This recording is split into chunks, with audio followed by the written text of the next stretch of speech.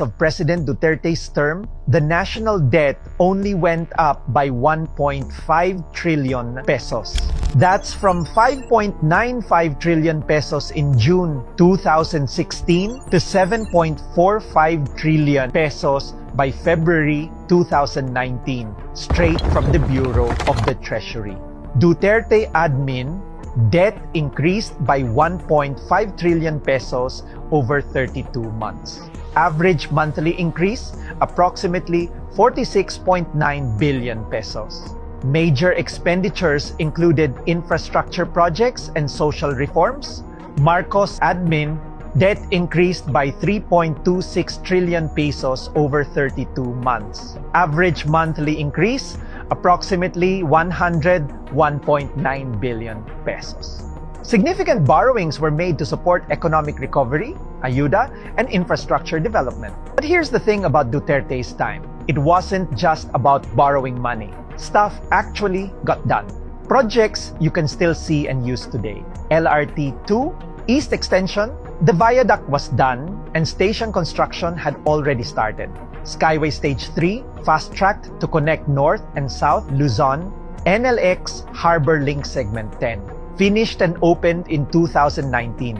North-South Commuter Railway. Phase 1 broke ground in 2018, early 2019. Big social reforms. We begin with good news. Higher education in state universities and colleges will now be provided free. This is in line with a new law enacted by President Rodrigo Duterte last night. President Duterte signed into law a landmark bill providing healthcare coverage for all Filipinos. Under the Universal Healthcare Act, all Filipino citizens will automatically be covered by PhilHealth. I'm very happy that the President talked about how business permits must be out in 3 days. I mean, we have never had an administration that took seriously ease of doing business. And all of that happened in just the first half of Duterte's presidency.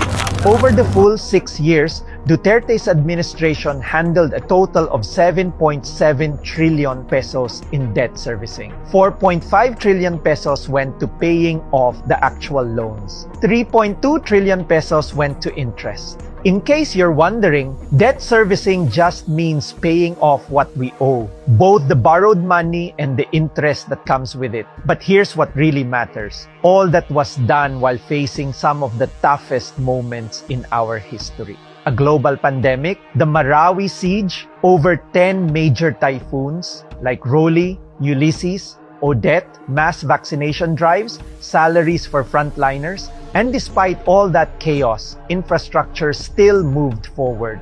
Roads, bridges, railways, flood control, build, build, build.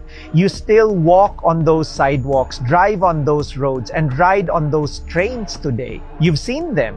You've used them. They're real. If you can't acknowledge the storms we went through and the work that still got done, you're not sharing an opinion. You're not correcting the story. You're rewriting it. And that's not truth. That's just bias wearing a different shirt.